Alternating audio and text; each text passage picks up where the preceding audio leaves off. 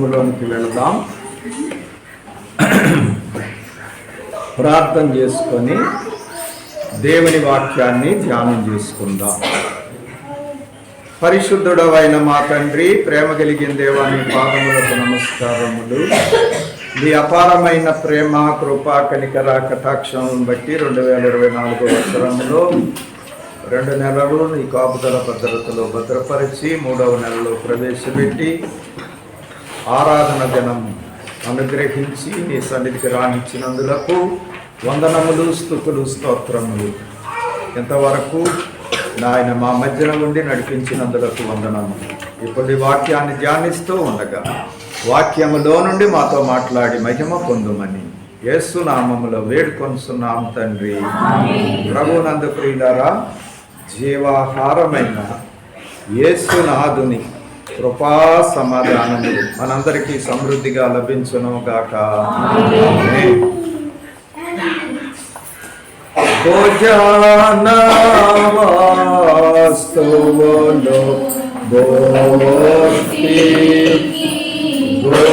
గోర్తులు భోజన వస్తువులు మోతి సాధనములు రాజు మన తండ్రి రాత్రి భోజనకర్త ఏ జన విశ్వాసికిని యేసును వాడించును ప్రభు సంస్కార పూరిందు ప్రభు సంస్కార పూరిందు పరుగేతో కొనిరండి ప్రభువే మనవి. సరే, మనము ప్రభు యొక్క బల్లను సమీపింపనై ఉన్నాము గనుక ఈ దినము సంస్కారమును గురించినటువంటి సంగతులను ధ్యానించుకుంటూ ఉన్నాం. మరి దైవజనులు రాసినటువంటి సంస్కార భోజన కీర్తనలో పల్లవి 5 చరణాలు ఇంతకు ముందు మనము ధ్యానించాం. ఈ దినము 6వ చరణాన్ని ధ్యానించడానికి ఆరంభించుకుంటున్నాం. 6వ చరణములో భోజన వస్తువులు భుక్తికి గుర్తులు.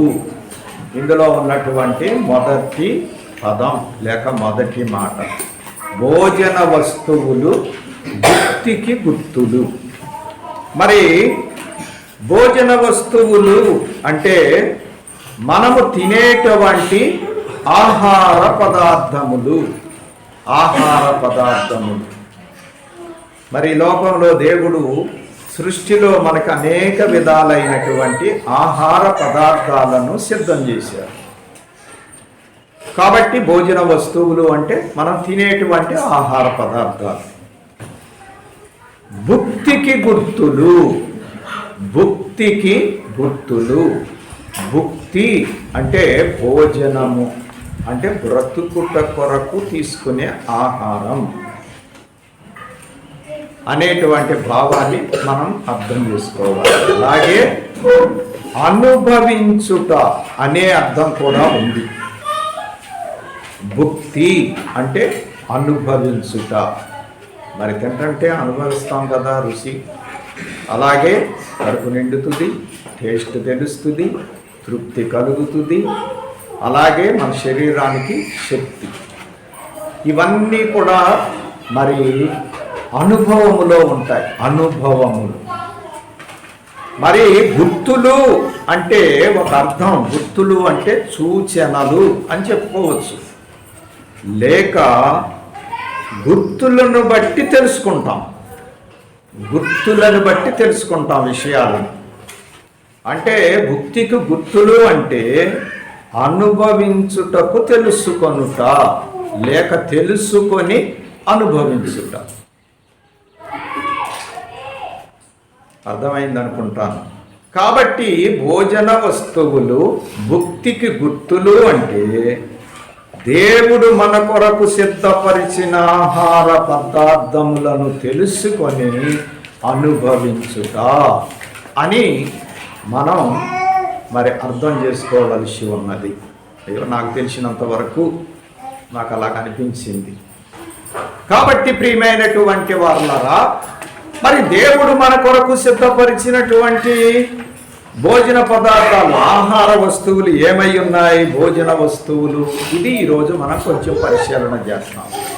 వెంటనే దైవజనులు ఇంకో మాట కూడా ఏం రాశారంటే, భోజన వస్తువులు ముక్తి సాధనములు. భోజన వస్తువులు ముక్తికి గుర్తులు, భోజన వస్తువులు ముక్తి సాధనములు. అంటే ముక్తి అంటే మోక్షానికి సాధనాలు కూడా. అది నెక్స్ట్ తర్వాత నెలలో ధ్యానం చేస్తాం. కాబట్టి ముందు ఈరోజు ఏం చేస్తాము అంటే, ఆహార పదార్థములు, భోజన వస్తువులు అంటే లోక సంబంధమైన, శరీర సంబంధమైన, ఈ లోకములో బ్రతుకుట కొరకు మనము భుజించేటువంటి పదార్థాలు. మరి ఇది చెప్పుకున్న తర్వాత చెప్పుకోవాలి, కొంచెం బాగా అర్థమవుతుంది. అందుకోసమే అలాగ దైవజనులు రాశారు అనేది నా అభిప్రాయం. కాబట్టి ప్రియమైనటువంటి వారలారా, మొదటిది భోజన వస్తువులు అంటే దేవుడు మన కొరకు సిద్ధపరిచిన ఆహార పదార్థములు. ఈ ఆహార పదార్థాలు ఈ సృష్టిలో 3 రకాలుగా ఉన్నాయి. 3 రకాలుగా ఉన్నాయి లేఖనాలను బట్టి మనం చూస్తే. అందులో మొదటిది శాకాహారము. శాకాహారము ఆదికాండము 1వ అధ్యాయము 29వ వచనము. ఆదికాండం 1వ అధ్యాయం 29వ వచనం. దేవుడు ఇదిగో భూమి మీద ఉన్న విత్తనములిచ్చు ప్రతి చెట్టును, విత్తనములిచ్చు వృక్ష ఫలము గల ప్రతి వృక్షమును మీకు ఇచ్చి ఉన్నాను.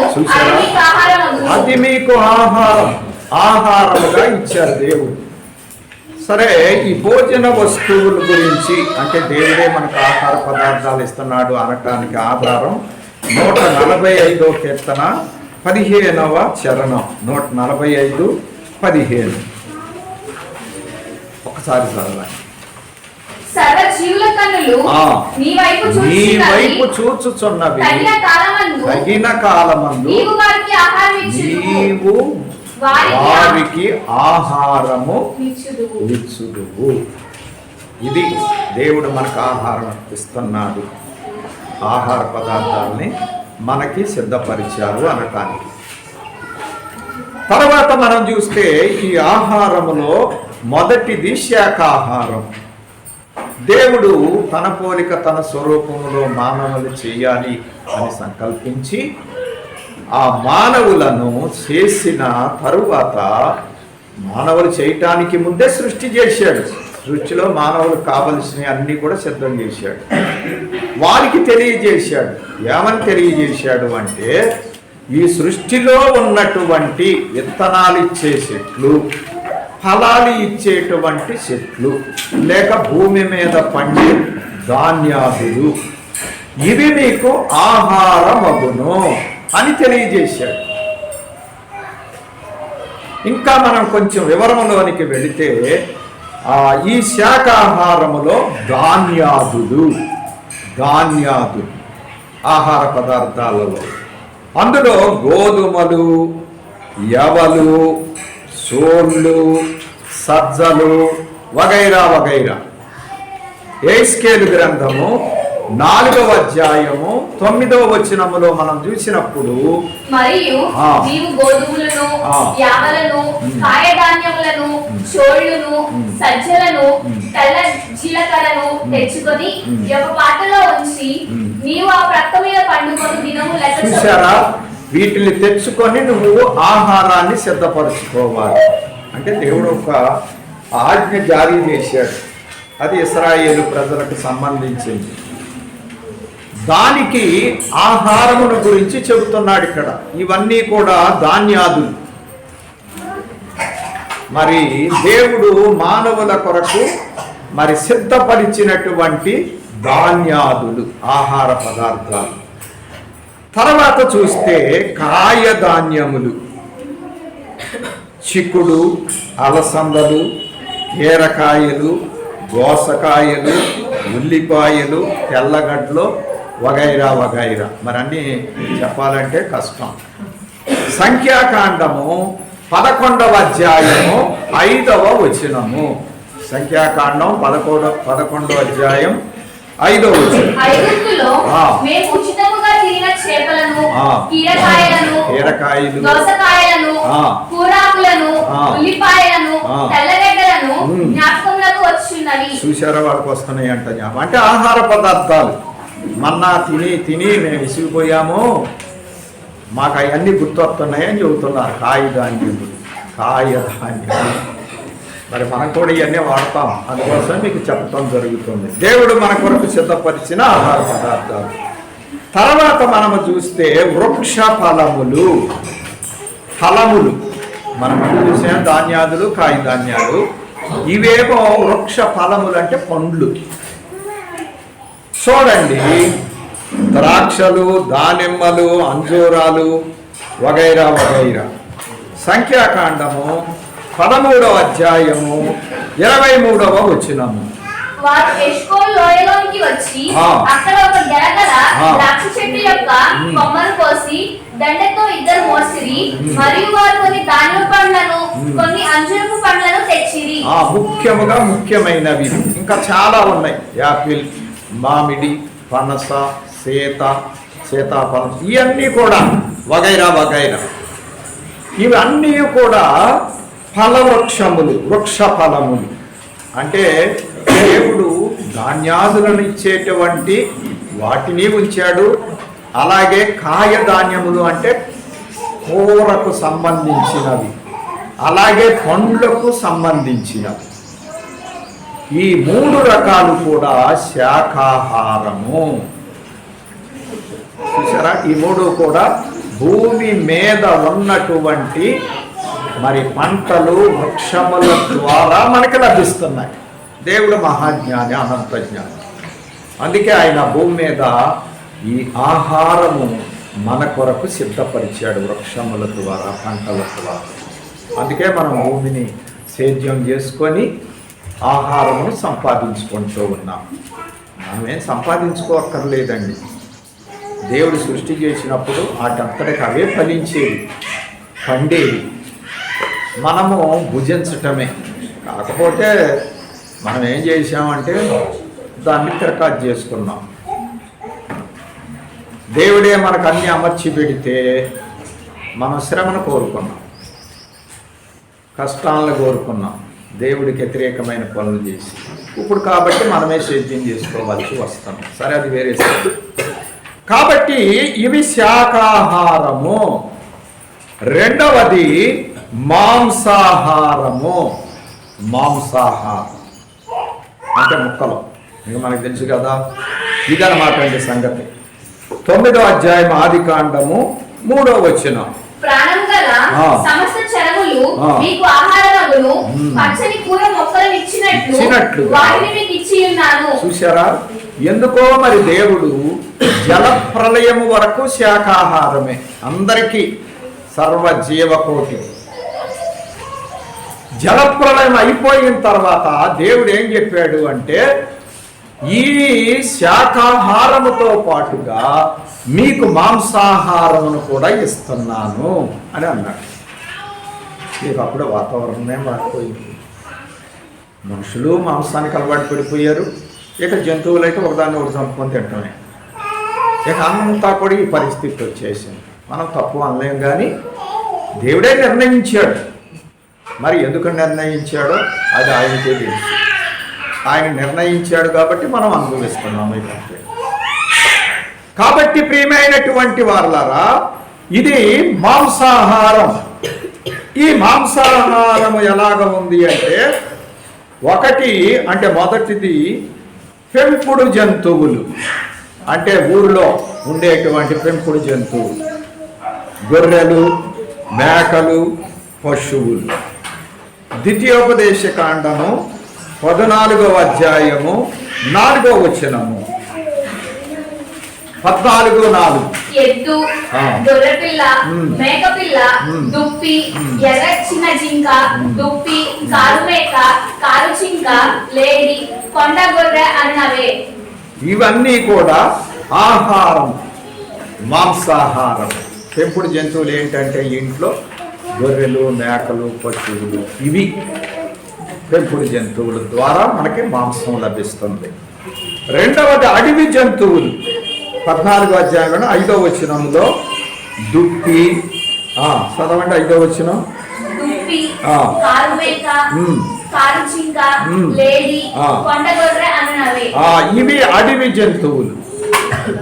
అడవి జంతువులు కూడా ఆహారంగా ఇచ్చాడు మనకి దేవుడు. పెంపుడు జంతువులు, అడవి జంతువులు. అడవి జంతువులను వేటాడతాం, పెంపుడు జంతువుల్ని పెంచుకొని మాంసం సంపాదించుకుంటాం. మూడవది జలచరములు, అంటే నేలల్లో సంచరించేటువంటివి. ద్వితీయోపదేశకాండం 14వ అధ్యాయం 9వ వచనములో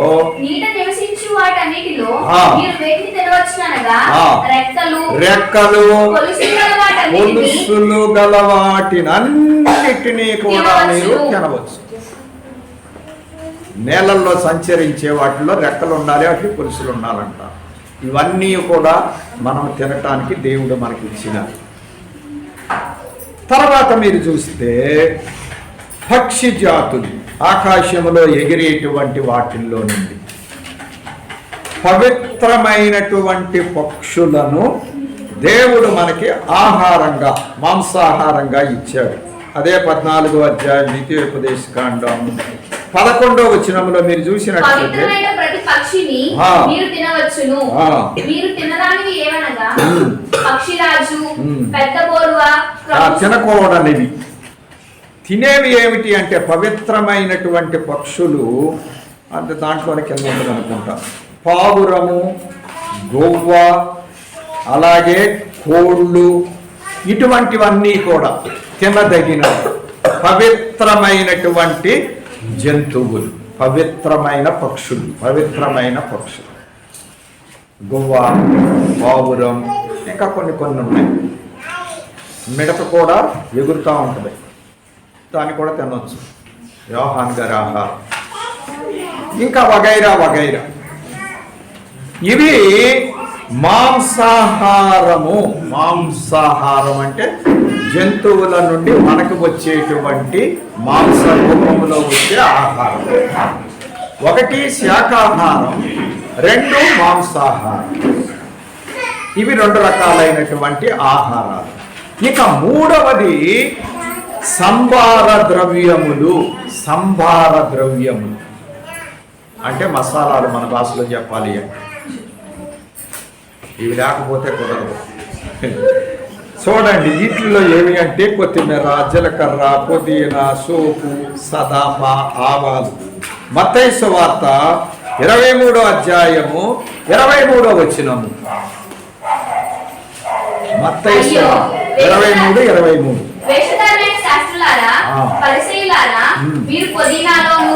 పుదీనాలోను, సోపులోను, జీలకర్ర. కాబట్టి ఇవన్నీ కూడా మరి సంబార ద్రవ్యములు. ఇవి ఆయా వంటకాలలో మనము వాడేటువంటివి. వీటిని కూడా దేవుడు మనకి ఆహారం కింద ఇచ్చాడు. ఇవి 3 రకాలైనటువంటి ఆహారములు. భోజన వస్తువులు అంటే తినే ఆహార పదార్థములు. వీటిల్లో ఇంకా వగైరా ఉన్నాయి. ఏదైనా శాఖల్లోనే ఉంటాయి. 3 శాఖల్లో సంబార ద్రవ్యాల్లోనైనా ఉంటాయి, అలాగే మాంసాహారములోనైనా ఉంటాయి, అలాగే శాకాహారములోనైనా ఉంటాయి. ఇవన్నీ కూడా వీటిల్లో నుంచి మనం అనేక రకాలుగా పదార్థాలను తయారు చేసుకొని మన రుచుల కొరకు వాటిని భుజిస్తూ ఉంటాం. ఇది ఆహార వస్తువుల కథ.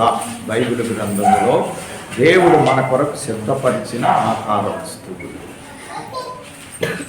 అర్థమైంది కదా? మనం రోజు ఇది చేస్తానే ఉంటాం, ఇది ఎవరో కాదు మనమే తింటాం, కానీ ఇంత ఆలోచన చెయ్యం. దేవుడు ఇలాగ సిద్ధపరిచాడని, దాన్ని బట్టి మనం భుజిస్తున్నామని ఈ ఆలోచన చెయ్యం. ఇప్పుడు వచ్చిన శిక్ష అది. మనము అనుభవించేటువంటి ప్రతిదీ కూడా దేవుడు మనకి ఇస్తున్నాడు అని గ్రహించి మనము ఆయనకు కృతజ్ఞతలు చెల్లించాలి. మనం ఆయనకి కృతజ్ఞతలు చెల్లించి భుజించాలి. అన్నమోతి నోటకు ముందు వాగ్దానములు ఆచరించుట గొప్ప విందు. అన్ని దేవుడు మీకు ఆదేశోనని నమ్ము కొన్నాయగలందు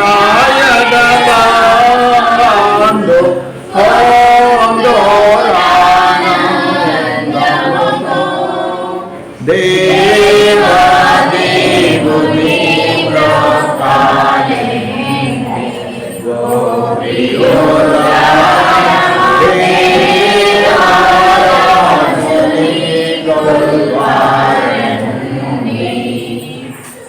కాబట్టి దేవుడు మనకు ఎలాగన ఆహార పదార్థములు ఇస్తున్నాడని మనము దేవుణ్ణి ఏది భుజించే ముందైనా దేవుణ్ణి మనము స్తుతించాలి, జ్ఞాపకం చేసుకోవాలి, కృతజ్ఞతలు చెల్లించి పుచ్చుకోవాలి. ఇది ఎప్పుడూ మనం మర్చిపోకూడదు. కాబట్టి సృష్టిలో మానవుల కొరకు దేవుడు ఏర్పాటు చేసిన ఆహార పదార్థములు ఇవి. ఇక రెండవ అంశంలోనికి వెళ్ళిపోవడం సంస్కారం కాబట్టి త్వరగా ముందుకు వెళ్ళిపోతాం. రెండవది ఏమిటి అంటే భుక్తికి గుర్తులు, అంటే అనుభవించుటకు తెలుసుకొనుట లేక తెలుసుకొని అనుభవించుట. లేవీకాండము 11వ అధ్యాయము 45వ వచనం. 11వ అధ్యాయం 45వ వచనం.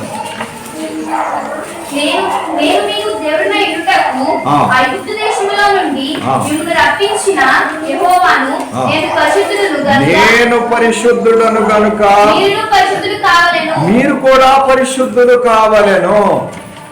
అందుకోసము మనం ఆహారము అనుభవించుటకు తెలుసుకోవలసినటువంటి వారమై ఉన్నాం. అంటే ఆహారాన్ని తెలుసుకొని అనుభవించాలి. దేనికోసం తెలుసుకోవాలి? దేవుడు పరిశుద్ధుడు కనుక మనము కూడా పరిశుద్ధతలో నుండి పడకుండా పరిశుద్ధతలో సాగుటకు ఆహార పదార్థములను గురించి మనము తెలుసుకొని భుజించాలి లేక అనుభవించాలి. దేన్ని పడితే దాన్ని తినటము కాదు మనము చేయవలసినది. అన్నీ తినలేము కదా. మరి ఇప్పుడు ధాన్యాలు ఉన్నాయి, కొన్నే తినగలం, అన్నీ తినలేము. అలాగే కాయధాన్యాలు ఉన్నాయి అనేకమైనటువంటివి. మరి ముసిరి చెట్టుకి ముసిరికాయ కాస్తుంది, తినగలమా? తినలేము. అలాగే కారు ద్రాక్షలు ఉంటాయి, కారు కూరగాయలు కూడా ఉంటాయి, వాటిని తినలేము. అందుకోసమే దేవుడు నేను పరిశుద్ధుణ్ణి, మీరు కూడా పరిశుద్ధులుగా ఉండాలి. మరి ఆహారాన్ని బట్టి మనం అపవిత్రతలోనికి వెళ్ళకూడదు. అలాగే అపవిత్ర జంతువులను భుజించి అపవిత్రతలోనికి వెళ్ళకూడదు. మరి దేవుడు చెప్పిన దాంట్లో గొప్ప జ్ఞానం కూడా ఉంటుంది. ఆయన ఏదో ఒక నియమానికి ఒక వ్రతానికి మాత్రమే చెప్పలేదు, కానీ ఆయన మన శరీరానికి మేలుకరముగా ఉండటానికి కూడా చెప్పాడు. అలాగే ఆరోగ్యకరముగా ఉండటానికి కూడా చెప్పాడు. దేని వలన మనకి మేలో, దేని వలన మనకి ఆరోగ్యమో ప్రయోజనమో దానిని కూడా దృష్టిలో ఉంచుకొని దేవుడు చెప్పాడు. అందుకే దేవుని మాట ఏదైనా సరే అర్థమైతే మంచిది, అర్థం కాకపోయినా సరే దేవుని మాట విని దేవుడు ఆజ్ఞాపించినట్లుగా చెప్పినట్లుగా చేయటం మనకి ఉత్తమము. అసలు దేవుడు చెప్పిన దాన్ని దేన్ని గురించి మనం అనుమానించకూడదు, సందేహించకూడదు, ప్రశ్న వేయకూడదు. అది మనకి నీతి అవదు. అబ్రహాము దేవుని నమ్మెను, అది అతనికి నీతి. నమ్మి అబ్రహాం ఏం చేశాడు? చెప్పినట్లు చేసుకుంటూ వెళ్ళిపోయాడు. ప్రశ్న వేయలా ఎక్కడా కూడా. నోవకు ప్రశ్న వేయలా. రాకడ ప్రాంతంలో 5 చక్కగా రాశారు. నోవకు వాడగట్టమన్నప్పుడు అక్కడ సముద్రం లేదు, నది లేదు. నేను ఎందుకు వాడగట్టాలి భూమి మీద? అందరూ పిచ్చోడు అనుకున్నారు. ఈయన పిచ్చోడు, ఎవరైనా వాడగడితే నదుల దగ్గర సముద్రాల దగ్గర కడతారు, ఈయన ఇక్కడ కడుతున్నాడు ఏంటి అని చెప్పి. అది మానవునికి తెలియదు, అందుకే మోసపోయారు వాళ్ళు. మనం చేసే పిచ్చి పని కూడా అదేనండి. దేవుడు చెప్పిన దాని గురించి ఆలోచిస్తాం. పోనీ నాలాటోడో ఇంకెవరన్నా చెబితే ఆలోచించవచ్చు. మనుషులు కాబట్టి ఇది మనకి మేలా హానా, నమ్మాలా అక్కర్లేదా, చెయ్యాలా అక్కర్లేదు. దేవుడు చెప్పిన దాన్ని కూడా మనం ఆలోచించాలా? ఇంకా దేవుడు చెప్పిన దాని గురించి కూడా ఆలోచిస్తున్నామంటే ఇక ఎందుకు ఆలోచిస్తున్నామంటే పాడవటానికి ఆలోచిస్తున్నాం. ఇక అంతే. ఇక అంతకు మించి దానికి జవాబు ఏమీ లేదు. బైబిల్ గ్రంథంలోనైనా, లోక చరిత్రలో, సంఘ చరిత్రలోనైనా దేవుడు చెప్పిన దానిని చెప్పినట్లు చేసిన వారందరూ కూడా మేలు పొందారు. కష్టాలు, శ్రమలు ఉండవని నేను చెప్పను, కానీ అందరూ ఆశీర్వదించబడ్డారు. దేవుని మాట వినని వాళ్ళే శాపగ్రస్తులైపోయారు, నమ్మి చేయని వారు.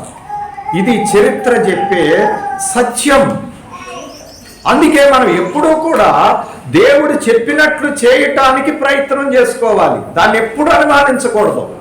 అర్థమైతే ఓకే, కొన్ని విషయాలు అర్థమవుతాయి మన జ్ఞానానికి, కొన్ని విషయాలు అర్థం కావు. ఎందుకంటే మన జ్ఞానం సంపూర్ణ జ్ఞానం కాదు. మన జ్ఞానం ఎంతవరకు? భూతకాలాన్ని చూడగలదు, వర్తమాన కాలాన్ని చూడగలదు, భవిష్యత్తును చూడలేదు. మన జ్ఞానం బహిరంగం చూడగలదు, అంతరంగం చూడలేదు. దేనిలోనైనా ఏమి ఉన్నదో మన జ్ఞానం చూడలేదు. ఆ వస్తువును చూడగలం, అందులో ఏముందో దేవుడు చూడగలడు. కాబట్టి మన జ్ఞానం చాలా తక్కువైన జ్ఞానం. అందుకోసమే మనం దేవుని జ్ఞానం మీద ఆధారపడాలి. అందుకే దేవుడు లేని జ్ఞానం పనికిరాని జ్ఞానం అయిపోతుంది. దేవుని మాట వినని జ్ఞానం. ఇప్పుడు అదే అవ్వమ్మ గారి దగ్గర నుంచి ఈ రోజు వరకు మనల్ని పట్టి పీడిస్తున్న భయంకరమైన వ్యాధి. ఎయిడ్స్కైనా, కరోనాకైనా, ఇంకా దేనికైనా మందులు ఉండొచ్చేమో, కానీ దీనికి మాత్రం మందు లేదు. అందుకోసమే మనం ఎప్పుడూ కూడా దేవుడు చెప్పినది నమ్మి దాని ప్రకారం నడుచుకొనటానికి మనము పూనుకోవాలి. ప్రయత్నం చేయటం కాదు, ఖచ్చితంగా పూనుకోవాలి. అంతే. అప్పుడే మనము ఆశీర్వదించబడతాం. ఆశీర్వాదం అంటే సుఖాలు కాదు. గుర్తుపెట్టుకోండి. ఈ రోజుల్లో చాలామంది అనుకునేది ఏంటి అంటే ఆశీర్వాదం అంటే సుఖంగా ఉండటం, ఆస్తి కలిగి ఉండటం, ధనము కలిగి ఉండటం, అధికారము కలిగి ఉండటం, ఏ కష్టము లేకుండా ఉండటం. ఇది కాదు ఆశీర్వాదం అంటే. ఇవన్నీ మేళ్ళు అనుకోండి, దేవుడు అందరికీ చేస్తాడు. మనం ఏమో కష్టాలు పడి ఇబ్బందులు పడాలని దేవుడు ఏం కోరుకోవట్లా, కానీ ఆశీర్వాదం మాత్రం అది కాదు. అందుకే అబ్రహాము ఆశీర్వాదాన్ని కోరుకున్నాడు, కానీ ఆస్తులు కోరుకోవాలి. ఆశీర్వాదము అంటే దేవుడు మనకిచ్చేటువంటి భాగ్యములన్నీ సంపాదించుకోవటం. రక్షణ ఒక పెద్ద భాగ్యం. ఆస్తుల కంటే, అంతస్తుల కంటే, ధనాల కంటే గొప్పది. అది దేవుడు ఇచ్చాడు మనకి. దాన్ని మనం సంపాదించుకోవాలి, దాన్ని మనం పొందుకోవాలి. అది ఆశీర్వాదం. రక్షణలో ఎదగాలి, రాకడలో ఎత్తబడాలి, నిత్య జీవములో నిత్యం ఆయనతో ఉండాలి. ఇది ఆశీర్వాదం. అందుకే అబ్రహాము పునాదులు కలిగిన పట్టణము వైపు చూస్తూ ఎన్ని శ్రమలు, ఎన్ని అడ్డంకులు, ఎన్నున్నా దాన్ని చీల్చుకుంటూ దేవుని మాటను బట్టి ప్రయాణం చేసుకుంటూ దాని మీద గురి పెట్టుకొని నడుచుకుంటూ వెళ్ళిపోయాడు. పౌలు గారు కూడా అదే చెప్పారు. ఆ మార్గాన్ని ఎంచుకున్నాడు ఆయన. భక్తులందరూ ఆ మార్గాన్ని ఎంచుకున్నారు. ఇంకా దానికి దేన్ని అడ్డం రానివ్వలేదు.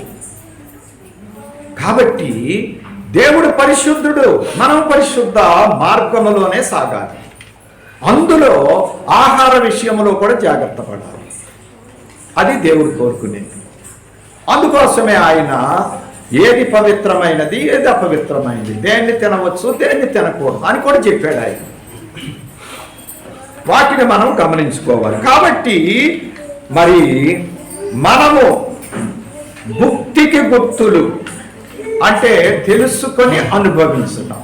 ఇందులో కూడా ఒక 3 రకాలు ఉన్నాయి. ఆ 3 రకాలు చెప్తాను, మరి జాగ్రత్తగా ఆలకించండి, అర్థం చేసుకోనండి. మొదటిది మంచి వెర్రిదానికి తేడా తెలుసుకొనాలి.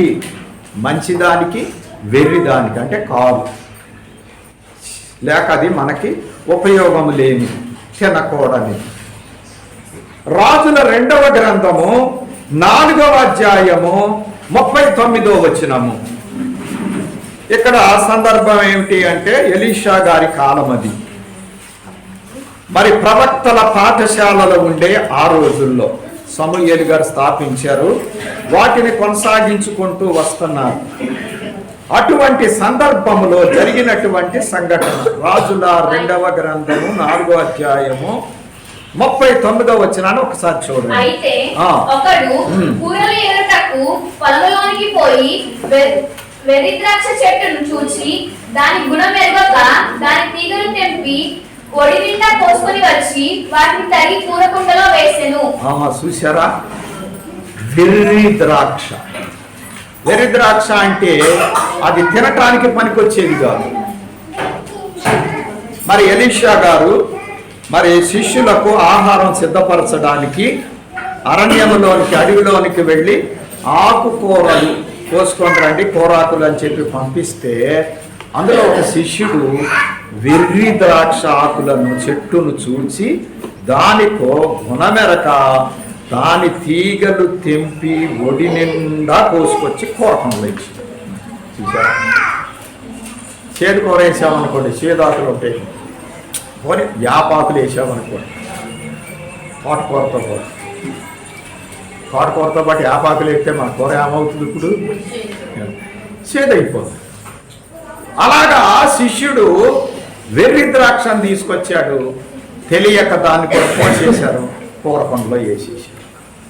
సరే, అందరికీ వడ్డించారు, అందరూ తినటానికి పూనుకున్నారు. వడ్డించేటప్పటికి ఆ కూర చేతిలో వెంటనే వాళ్ళు కేకేశారు, గురువుగారు కొండలో విషం ఉంది. అప్పుడు ఎలీషా గారు ఏం చేశారు చెప్పండి? పిండి కొంత తెమ్మని చెప్పి ఆ కుండలో వేశాడు ఆయన ప్రార్థన చేసి. అప్పుడు ఆ విషం ఏమైపోయింది? ఆ చేదు మరి ఆ కుండలో ఏ జబ్బు కూడా, ఏ హాని, ఏ సేదు, ఏ విషం కూడా కనపడలేదు, శుద్ధి అయిపోయింది. కాబట్టి ఇక్కడ మనకు అర్థమయ్యేది ఏమిటి అంటే మంచి కూరలు ఉన్నాయి, వెర్రి కూర, చెడ్డ కూర, విషపు కూర, హానికరమై ఇది కూడా ఉన్నాయి కాబట్టి మనం ఏం చేయాలా? వివేచించి, పరీక్ష చేసి, తెలుసుకొని వీటిని భుజించడానికి పూనుకోవాలి. అలాగ వివేచించకుండా, తెలుసుకొనకుండా ఆహారము భుజిస్తే హానికరం. మనం అప్పుడప్పుడు వార్తల్లో చూస్తూ ఉంటాం, పాయిజనబుల్ ఫుడ్, ఏదో కల్తీ జరిగింది ఆహారంలో, ఎంతమంది అస్వస్థత, ఎంతమందిని ఆసుపత్రిలో చేర్చారు. చూసారా, కూరల్లో తినగలిగినైతే ఆకుల్లో తేడాలు ఉన్నాయి. అలాగే ఒక్కొక్కసారి ఆహారం వంటకం చేసేటప్పుడు కూడా కొన్ని తేడాలను బట్టి, లేకపోతే నిల్వ ఉంచటాన్ని బట్టి, ఇంకా వండకూడని రీతిలో వండుటను బట్టి, రకరకాల పరిస్థితులను బట్టి ఏమైపోతుంది? అది తేడా అయిపోద్ది, హానికరంగా మారిపోతుంది. కాబట్టి మనము ఆహార పదార్థాల విషయంలో పరీక్ష చేసి తినవలెను. అంటే శాకాహారములో తినదగినది తినదగనిది కూడా తెలుసుకొని మనం ఆహారం సిద్ధం చేసుకోవాలి.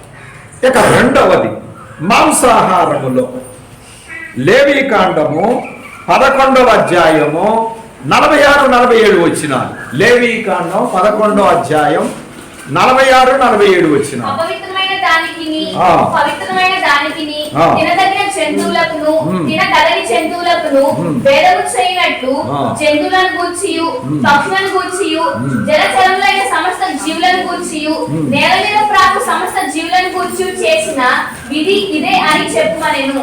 చూశారండి, ఈ అధ్యాయం అంతా కూడా ఏటిని తినాలి ఏటిని తినకూడదు అంటే జంతువుల్లో పక్షుల్లో జలచరాలలో ఆ లిస్ట్ అంతా ఇచ్చిన తర్వాత దేవుడు చెబుతున్నాడు, పవిత్రమైనవి అపవిత్రమైనవి వేదమును ఎరిగిన వారమై మనము ఆహారము తీసుకోవాలి, జాగ్రత్తగా తీసుకోవాలి. ఎందుకంటే నేను పరిశుద్ధుని కనుక మీరు పరిశుద్ధంగా ఉన్నారు. అందుకోసం మీరేం చేయాలి? పవిత్రమైన వాటికి అపవిత్రమైన దానికి తేడా తెలుసుకోవాలి. తెలుసుకొని పవిత్రమైన వాటిని అనుభవించాలి, పూజించాలి, అపవిత్రమైన వాటిని పూజించకూడదు అని దేవుడు తెలియజేస్తున్నాడు. ఆ శాకాహారములో కూడా మనకి మేలుకరమైనది హానికరమైనది కూడా ఉంది, జాగ్రత్తగా తీసుకోవాలి. అలాగే మాంసాహారములో కూడా మేలుకరమైనది దేవునికి ఇష్టము లేనిది అంటే అపవిత్రమైనది, పవిత్రమైనది అపవిత్రమైనది ఉంది. పవిత్రమైన దానినే మనము అనుభవించాలి. ఆ తర్వాత మూడవది మనం చూస్తే యోహాను సువార్త 6వ అధ్యాయం 27వ వచనం. అసలు ఈ ఉపదేశం మొత్తానికి అసలైన విషయం ఇది. కష్టపడకుడి గాని అది. ఇవన్నీ ఎందుకు చెప్పారు అంటే ముందు వీటిని గురించి మనం అర్థం చేసుకుంటే కానీ ఇప్పుడు అసలు సంగతిలోనికి మనం వస్తాం, అర్థమవుతుంది. ఇప్పుడు దేవుడు ఏం చెబుతున్నాడంటే ప్రభువు ఈ 6వ అధ్యాయం యోహాను సువార్తలో యేసయ్య ఒక మంచి అద్భుతం చేశారు. 5 రొట్టెలు 2 చేపలు 5,000 మంది పురుషులు ఇంకా స్త్రీలు పిల్లలు ఇంకా ఎన్ని వేల మందో అంతమందికి సమృద్ధైన ఆహారం ఇచ్చారు. ఆ 5 రొట్టెలు చేపల్లో నుండి ఈ అద్భుతాన్ని చూసిన తర్వాత ప్రజలు ఆయన ఎత్తుక్కుంటూ వస్తున్నారు. ఆయన ఎక్కడికి వెళితే అక్కడికి ఎత్తుక్కుంటూ వస్తున్నారు. అలాగ వచ్చినప్పుడు వాళ్ళను చూసి ప్రభువు మాట్లాడుతూ చూడండి 25వ వచనములో చూస్తే వాళ్ళు ఆయనను 24వ వచనములో యేసును వెదుకుచు కపెర్నహూమునకు వచ్చిరి. సముద్రపు టత్తరిని ఆయనను కనుగొని బోధకుడా నీవెప్పుడు ఇక్కడికి వచ్చితివని అడుగగా యేసయ్యను అడుగుతున్నారు వాళ్ళు. అప్పుడు యేసయ్య అంటున్నారు, మీరు సూచనలను చూచుట వలన కాదు గాని రొట్టెలు భుజించి తృప్తి పొందుట వలనని నన్ను వెతుకుచున్నారని. చూశారండి, ప్రభు చెబుతున్నారు ఇక్కడ, మీరు ఎందుకు నన్ను ఎత్తుక్కుంటూ వస్తున్నారు అంటే సూచనలు అద్భుత కార్యాలుగా. ఈనాడు కూడా చాలా మంది యేసయ్యని ఎందుకు వెంబడిస్తారు? మోక్షము కొరక, నిత్య జీవము కొరక, పరలోకము కొరక, దేని కొరకు ప్రభువుని వెంబడిస్తున్నాం? అయోమయంలో ఉందండి క్రైస్తవం. ప్రియమైనటువంటి వారుల ఆనాడు శరీరధారిగా యేసయ్య ఉన్నప్పుడు ఆ జన సమూహములు యేసయ్యను వెంబడించారు. ఎందుకోసం వెంబడించారు వాళ్ళు?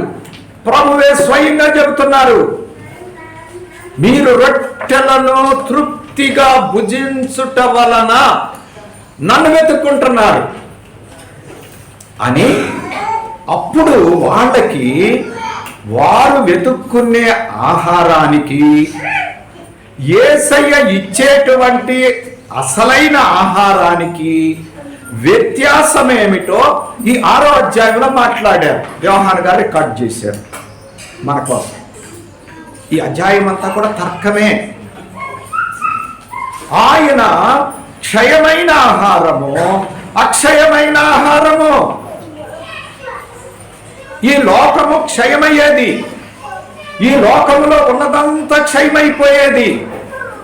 ఈ లోకములో ఉన్న ఏవైనా సరే క్షయం, అగ్ని కొరకు నిల్వ చేయబడ్డాయి అన్నారు పేతురు గారు.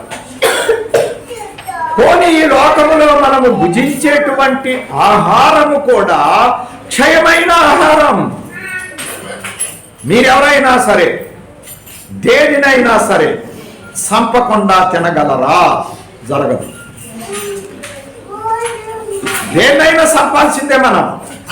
అవి ధాన్యాదులైనా, కాయధాన్యాలైనా, ఫలములైనా, లేకపోతే మాంసాహారములో జంతుజాలమైన జీవులైనా దేన్నైనా సంపాల్సిందే. సంపకుండా తినలేము.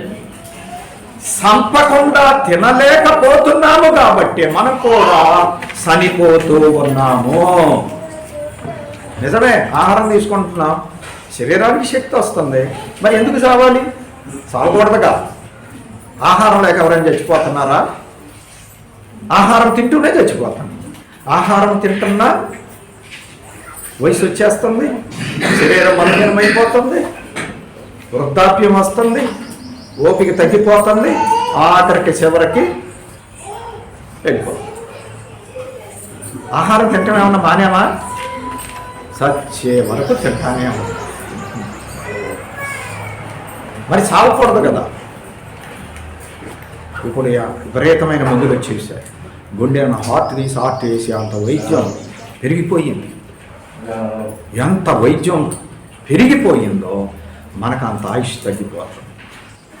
మరి ఇదివరకు మన పెద్దవాళ్ళ కాలంలో సరైన మందులు లేవు, సరైన వైద్యం లేదు. వాళ్ళే నిండు నూరేడు బతికారు హాయిగా. ఇప్పుడు అన్నీ ఉన్నాయి మనకి సదుపాయాలు. అంత శక్తి చేస్తున్నా మన గుండె డమ్ కొట్టుకునేదంతా మనకి చూపిస్తారు కళ్ళకి. ఎంత వృద్ధిలోకి వెళ్ళిపోయాం మనం. ఇది మన భాష, వృద్ధిలోకి వెళ్ళిపోతున్నాం. మరి అసలైన భాష ఏంటి? ఎంత వృద్ధిలోకి వెళ్ళిపోతున్నామో అంత నాశనం అయిపోతాం.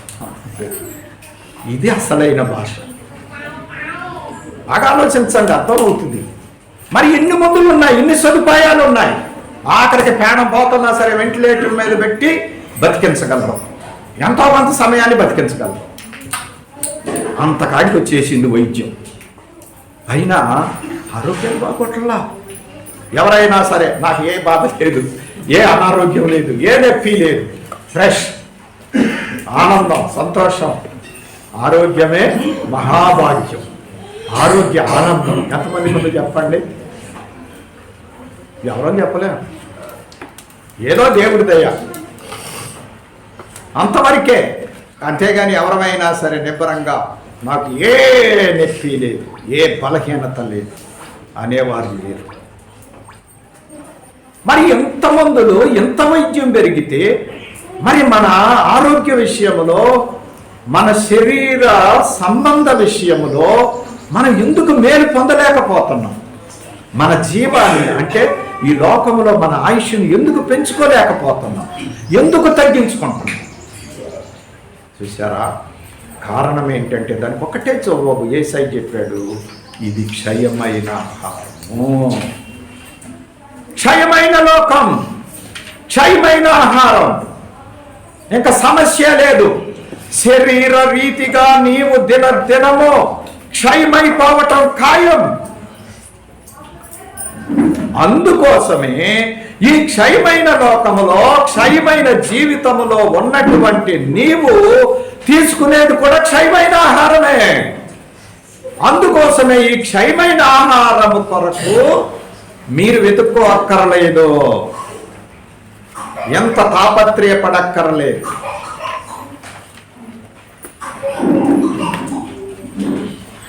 ఎంత సమయాన్ని వెచ్చించక్కర్లేదు. ఇది కూడా చెప్పుకోవాలి. మనం ఇప్పుడు మానవులైన వారు లోకం కోసం ఏం తిన్నాం, ఏం తాగుతాం, ఎలా సుఖపడతాం అని ఆ ధనవంతుల్లాగా కొట్లు మీద కొట్లు కట్టేసి కొత్త కొట్లు కూర్చేసుకొని ఇక తిను తాగు సుఖించు అన్నట్టు అసలు ఇప్పుడు మానవులందరూ కూడా తమ ధ్యాస, తమ పని, తమ యొక్క సమయం అంతా దేనికి ఖర్చు చేసుకుంటున్నారు? దీనికోసమే కదా ఖర్చు చేసుకునేది, క్షయమైన ఆహారం కోసం.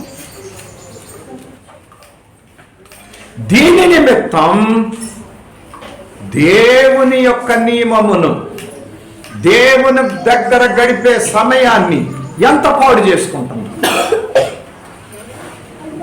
దేవుడికి సమయం ఇస్తున్నామా? ఏది నిత్యము శాశ్వతమైనటువంటి దేవునితో ఉండటానికి సిద్ధపడటానికి సమయాన్ని ఇవ్వగలుగుతున్నామా? లోకానికి ఎంత సమయం? క్షయమయ్యే లోకానికి, శాశ్వత పరలోకానికి ఎంత సమయం? పౌలు గారు అన్నారు, బహుశా రోమాలను కొరింథీ పత్రికలో, భోజనము నిమిత్తము దేవుని పని పాడు చేయకుడి. ఏం చెప్పాడండి పౌలు గారు? భోజనము నిమిత్తము చెప్పండి, రెఫరెన్స్ చెప్పండి. రోమా 14:20. రోమా 14:20. భోజనము నిమిత్తము దేవుని పని పాడు చేసుకోబాకండి. ఇదే కదా తాపత్రయం అంటారు. దీని గురించే కదా అంత సమయాన్ని దేవుడికి ఇవ్వకుండా లోకానికి ఆయా పనులకి ఇచ్చి పాడు చేసుకుంటున్నాం. అంతకుముందు ఇంకో మాట కూడా చెప్పాడు, దేవుని రాజ్యము భోజనమును పానమును కాదు కాదు కాదు. దేవుని రాజ్యం భోజనం పానము కాదు. ఓ మానవుడా, దేవుని రాజ్యము నీతియు సమాధానమును పరిశుద్ధాత్మ యందలి ఆనందమునై ఉన్నది. ఇది జీవితం. కాబట్టి ప్రియమైనటువంటి వాళ్ళ, మన యొక్క జీవితాల్లో మనం గ్రహించాలి అండి, దేవుని రాజ్యమే నికరం, దేవుని సంఘమే దేవుని రాజ్యం. ఆ దేవుని సంఘములోనికి, దేవుని రాజ్యములోనికి వచ్చిన మనము వెతకాల్సిందేమిటి? నీతి, సమాధానము, ఆత్మయందలి ఆనందం. దేవుణ్ణి నమ్మటము నీతి, యేసయ్యను నమ్మటం సమాధానం, పరిశుద్ధాత్మను నమ్మటం ఆనందం. ఉన్నాయా మనకి ఈ 3 భాగ్యాలు? మూడింటికి కూడా ఉదాహరణ కూడా చెబుతాను మీకు. అబ్రహాం దేవుణ్ణి నమ్మాడు, నీతిమంతుడైపోయాడు. సిలువలో కుడి పట్టుకున్న ఆయన యేసయ్యను నమ్మాడు, ఆయనతో పాటు పరదేశికెళ్ళిపోయాడు.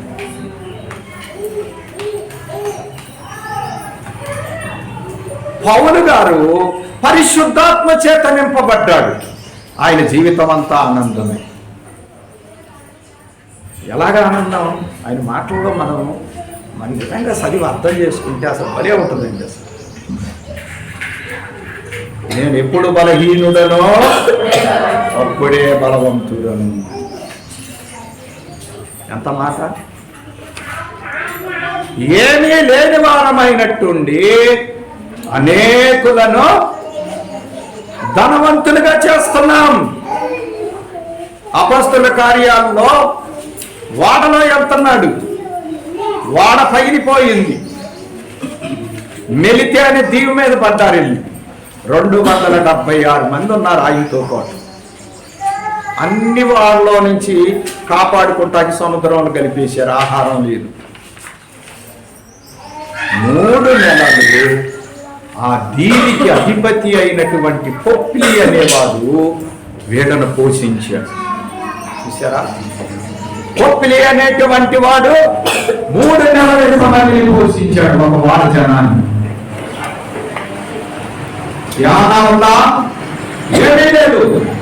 ఎలాగ పోషించగలిగాడు? వాళ్ళ నాయనికి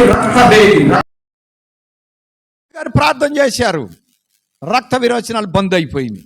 అమ్మో, వీళ్ళ దేవుడు చాలా గొప్పవాడు. ఆ ప్రేమతో ఆ దీవిలో ఉన్నోళ్ళందరూ వచ్చారు, స్వస్థతలు పొందేశారు. పౌలు గారు ఆస్తి ఏంటి? పోనీ మన ఆస్తులు ఏంటి? మన దేన్ని చూసి మురుస్తున్నాం?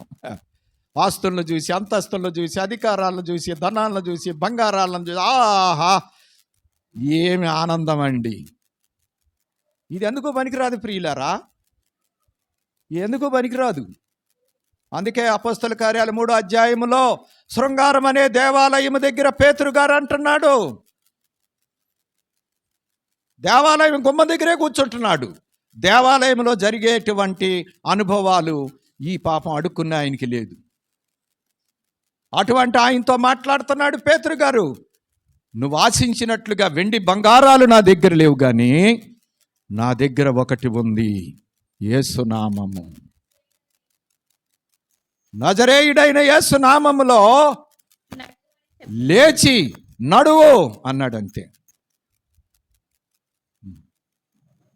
ఇంచుమించుగా 40 సంవత్సరాల వయసు వాడు అక్కడే కూర్చొని అడుక్కుంటున్నాడు. దేవాలయంలో ఉన్న దేవుని చేత బాగుపడటం లేదు. నిజంగా నేడు పరిస్థితి ఇలాగే ఉందండి. దేవాలయంలో కూర్చున్నా దేవుణ్ణి ఎక్కడికి లాక్కొళ్తున్నాం, మనతో పాటు వీధిలోకి లాక్కుపోతున్నాం. వీధిలోనికి లాక్కుపోవటమేనా యేసయ్యని? లేకపోతే యేసయ్య ద్వారా మనమేమైనా పొందుకునేది ఏదైనా ఉందా? మన వీధిలోకి పోతాం, యేసయ్యను కూడా వీధిలోకి లాక్కుపోతాం. రాయ్యా యేసయ్య, నాతో పాటే ఉండయ్యా. అంతేగాని ఆయన దగ్గరికి వచ్చి కుదురుగా కూర్చుందామనే ఆలోచన లేదు. మానవుడా, నీ గతేమిటో నీకు తెలుస్తుందా? గుడి దగ్గరే ఉన్నాడు, గుడిలో ఉన్నటువంటి దేవుణ్ణి ఎరగకుండా ఉన్నాడు. గుడిలో ఉన్నటువంటి దేవుని చేత మేలు పొందకుండానే కుంటి జీవితం జీవిస్తూ ఉన్నాడు. మన జీవితాలు అలాగే ఉంటున్నాయి కదా. ఎందుకంటే యేసయ్య ద్వారా మనము మారేది పోయి, మనము మారకుండా యేసయ్యని కూడా మారని మన జీవితంలోకి లాగటానికి ప్రయత్నం చేస్తున్నాం. అది లోటు. ఇంకా యేసయ్య కార్యం ఎక్కడ జరుగుద్ది? జరగదు. అందుకే పేతురు గారు వచ్చారు. ఓ పిచ్చివాడ, అన్నాళ్ళు అడుక్కుంటావు ఇలాగా, నా దగ్గర ఉన్నది నీకు ఇస్తాను. అందరు ఇచ్చినట్టు నీకు డబ్బులు ఏమన్నా? ఓ క్రైస్తవుడా, నువ్వు నేర్చుకోవాల్సింది ఇది. నీ చుట్టూ ఉన్న వాళ్ళకి నేర్పవలసినది ఇది. క్షయమైనటువంటిది తొలగించి వేసి అక్షయమైన దానిని సంపాదించుకునేటువంటి జ్ఞానం, అభ్యాసం నీ జీవితంలో కావాలి. కాబట్టి ప్రియమైనటువంటి వారలరా, ప్రభువు చెబుతూ ఉన్నారు, క్షయమైన వాటి కొరకు మీరు ప్రాకులాడొద్దు, అక్షయమైన దాని కొరకు ప్రాకులాడండి. దానిని మీకు మనుష్య కుమారుడు అనుగ్రహిస్తాడు. అది ఎక్కడ దొరుకుతుంది? యేసయ్య దగ్గర దొరుకుతుంది నీకు. ఎన్నో తర్కాలు జరిగిన ఈ అధ్యాయంలో. అదన్నారు, ఇదన్నారు, రకరకాలుగా యేసయ్యను శోధించారు వాళ్ళు. చెప్పాడు ఆయన, అన్నీ బాగానే చెప్పాడు, ఏమి దాచుకోలేదు ఆయన, ఉన్నది ఉన్నట్లుగానే చెప్పాడు. కానీ వాళ్ళకి అర్థం కాలేదు. అర్థం కాకుండా చివరికి ఏం చేశారో తెలుసండి వాళ్ళు? అప్పటి నుండి 66వ వచనం చూడండి ఒక్కసారి. అప్పటి నుండి ఆయన శిష్యులలో అనేకులు వెనుక తీసి మరి ఎన్నడూను ఆయనను వెంబడింపలేదు. చూసారా? ఆయన అన్నాడు, నేనే ఆహారం, నా రక్తమే పానం, తినండి తాగండి అన్నాడు. అర్థం కాల వాళ్ళకి. ఈరోజు వరకు ఎంతమందికి అర్థం అవుతుందండి? ఏమర్థమవుతూ ఉంది మనకి? 666 ఇక్కడే పుట్టింది. 6వ అధ్యాయం 66వ వచనం మొత్తం 3 వరుసగా పెట్టండి. 666 ముద్రలో ఉన్న భావం, అర్థం, జ్ఞానము గలవాడు లెక్కించండి అని రాశారు ప్రకటనలో. ఏంటా జ్ఞానం? యేసును అర్థం చేసుకోకుండా, యేసు మాటను అర్థం చేసుకోకుండా, యేసును విడిచి దూరముగా ఉండటమే, వెళ్ళటమే 666. ఎన్ని లెక్కేసుకున్న 6 అనే దాంట్లోనే ఉంటాడు, కానీ 7లోకి రాడు. 7 దేవుని సంఖ్య, 6 మన సంఖ్య. ఏది పోతుందా మనకి? మన గుణం మారిందా? మన బుద్ధి మారిందా? మన నైజం మారిందా? మన అవిధేయత మారిందా, మన అజ్ఞానం మారిందా, మన మూర్ఖ స్వభావం మారిందా, మన నడక మారిందా, మన తీరి మారిందా, మన ప్రవర్తన మారిందా? ఏం మారింది యేసు దగ్గరికి వచ్చాక? అందుకే అక్షయమైన ఆహారం నరోపలావణ్యములో నిరోపలావణ్యములగును నా రక్తము ప్రతి నిమిషము నీలో దారగా ప్రవహించును అది జీవము మనోవిచారము కూడదు నీకు మహిమ తలంపులు కావలెను. 6:6:6లోనే ఉందా? 7:7:7లోకి ఏమన్నా వస్తుందా? అందుకోసమే చాలామంది కార్ల మీద 7:7:7 3 ఏళ్ళు 21 టోటల్ 3. చూసారా? 7 దేవుని సంఖ్య, 3 త్రిత్వ సంఖ్య, సూటబుల్ అయిపోయింది. 6:6:6 కలిపితే ఎంత వస్తుంది? 3 6 9. ఇదే ఇప్పుడు ప్రపంచ సంఖ్య, ఇది మనం కోరుకునే సంఖ్య. అందుకోసమే అందరూ కూడా 9, కారు నెంబర్ 9, ఫోన్ నెంబర్ 9, అన్నీ 9లే. కాబట్టి సరేలేండి, ఏదో ఓకే మీకు కొంచెం ఆలోచింపజేయటానికి ఈ అంకెలు గారిడీలు మనకెందుకండి? మనకి దేవుడు కావాలి, ప్రభువు కావాలి, ఆత్మ తండ్రి కావాలి. వారితో మన జీవితాలు ముడివేసుకోవాలి. వారు ఉండేటువంటి స్థలానికి పోవాలి. ఇదే మన జీవిత ధ్యేయం, జీవిత గమ్యం. ఎంతకు మించింది మనం ఎక్కువగా, అంటే దీనికి మించి ఆలోచిస్తే మనమే క్షయమైనటువంటి స్థితిలో ఉంటాం. ఇది ఎప్పుడూ మనం మర్చిపోకూడదు. అందుకే యేసయ్య చెబుతూ ఉన్నాడు, క్షయమైన ఆహారము కొరకు కష్టపడకండి, నిత్య జీవము కలగజేసే అక్షయమైన ఆహారము కొరకు కష్టపడండి. మరి యేసయ్య ఇచ్చే అక్షయమైన ఆహారం ఏంటి? సరే, వచ్చే నెలలో ధ్యానిస్తాం దాని గురించి. అయినా మీకు ముగింపులో 2 మాటలు చెబుతాను. 1 వాక్యాహారము, 2 ప్రభు ఇచ్చే ఆయన శరీర రక్తములనే జీవాహారము. ఇంకో ఆహారం కూడా ఉంది. ఆ ఆహారం ఏమిటి అంటే మహిమ ఆహారము. మహిమ ఆహారం.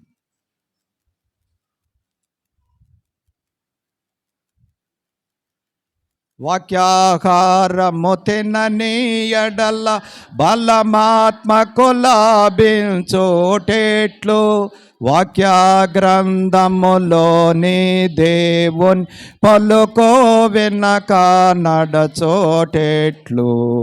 ఇది వాక్యాహారాన్ని గురించి. మరి యేసయ్య ఇచ్చేటువంటి జీవాహారము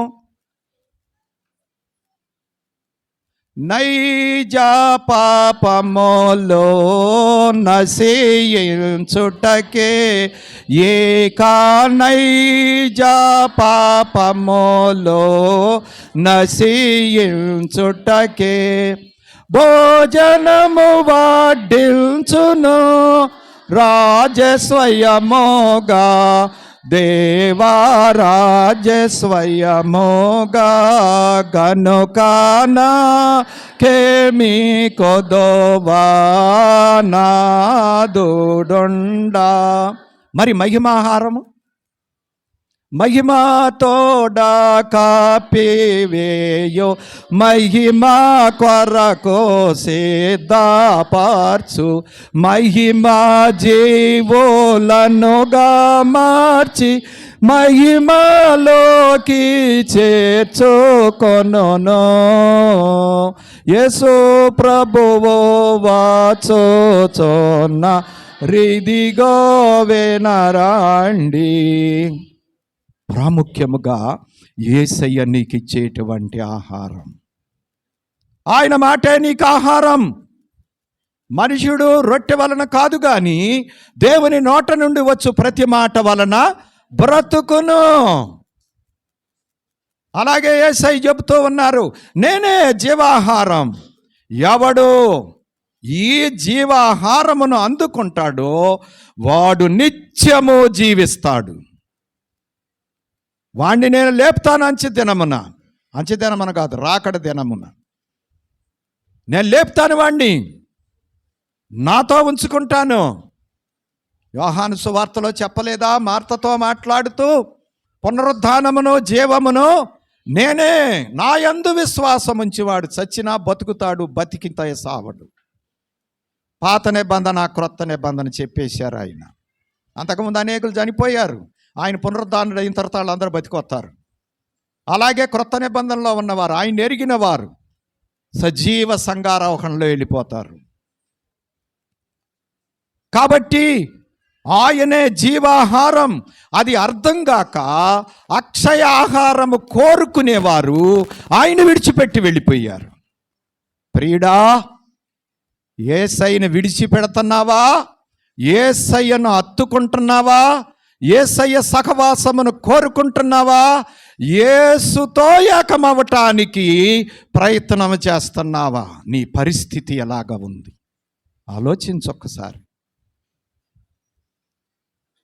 మహిమాహారం, ఇది మహిమ అంతస్తు. ఎన్నో చెప్పారు పౌలు గారు. ఒకటి గుర్తు చేయండి పోరే, అన్నీ నేను చెప్పటమేనా, మీరు ఒకటన్నా చెప్పరా? మహిమ నుండి అధిక మహిమకు. ఇంకో మాట చెప్పారు, అసలైన మాట. మా బాహ్య పురుషుడు కృషించుచున్న ఆంతర్య పురుషుడు దినము ఏమైపోతున్నాడు? కావున మేము అదే మా బాహ్య పురుషుడు దినదినము నూతన పరచుచున్నాడు. చూసారా అండి, మహిమ అనుభవాలు ఇవన్నీ కూడా ఇంకా బోల్డన్ని ఉన్నాయి పౌలు గారి రాతల్లో, చూసుకోండి. దేవుడు మన కొరకు ఏమి సిద్ధపరిచానో అవి మన కన్నులకు కనపడలేదు, చెవులకు కనపడలేదు, హృదయానికి గోచరం కాలేదు.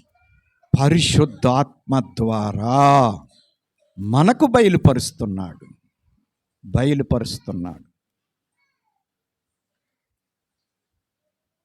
కొరింథీ పత్రిక 15లో చెప్పాడు, క్షయమైనది అక్షయమైనది ధరించుకోవాలి, మత్స్యము అమర్త్యతను ధరించుకోవాలి.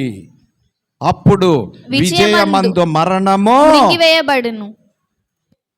అక్షయ దేహము దాల్చితివీవు ఆనందమోందోమి, లక్షల కొలది శ్రమలు వచ్చిన లక్ష్యము పెట్టకుమి, నీవు లక్ష్యము పెట్టకుమి సాధ్విల. ఇది మన పరిస్థితి. తుచ్చమైన క్షయమైన ఆహారం కొరకు ఎందుకు పరుగులు ఎత్తుతావు ప్రియుడా? Waste, no taste. అక్షయమైన ఆహారములోనికి రా. మధురం, మధురాతి మధురం, ఉభయ జీవితములకు మేలయ్యుండును అని పాడారు దైవజనులు. 2 జీవితాలకు కూడా మేలే ప్రభు జీవాహారము. కాబట్టి ప్రియమైనటువంటి వారలారా, సరేలేండి, వచ్చే నెలలో జ్ఞానం చేద్దాం. కాబట్టి క్షయమైన ఆహారం కొరకు కాదు, అక్షయమైన ఆహారం ఇది మనకి కావాలి. భోజన వస్తువులు భుక్తికి గుర్తులు. మనం వివేచించాలి, తెలుసుకోవాలి, అనుభవించాలి. అలాగే క్షయమైన ఆహారానికి అక్షయమైన ఆహారానికి ఉన్నటువంటి వ్యత్యాసాన్ని మనం తెలుసుకొని క్షయమైన ఆహారము కొరకు కాక అక్షయమైన ఆహారము కొరకు మనము ప్రయాసపడాలి, కష్టపడాలి, అందుకోవాలి. ఆయనలాగా రూపాంతరము చెందాలి, క్రీస్తు సారూప్యం మీ యందు ఏర్పడాలి అన్నారు పౌలు గారు 4:19 గలతీ పత్రికలో. ఇది మనము గుర్తించవలసిన సంగతి, తెలుసుకొనవలసిన సంగతి. అప్పుడు భోజన వస్తువులు ముక్తికి సాధనాలు అవుతాయి. ఎలాగవుతాయో తర్వాత చూద్దాం. దేవుడి మాటలను దీవించునుగాక. ఆమేన్. పరిశుద్ధుడా, ప్రేమ గల దేవ, కొద్ది మాటలు దీవించండి, మా అందరిలో ఫలింపచేయండి. అక్షయమైన ఆహారము కొరకు ప్రయాసపడే ధన్యత దయచేసి దీవించుమని యేసునామమున, జీవాహారమైన యేసునామమున వేడుకొనుచున్నాం పరమ తండ్రి. ఆమేన్. మరణాత.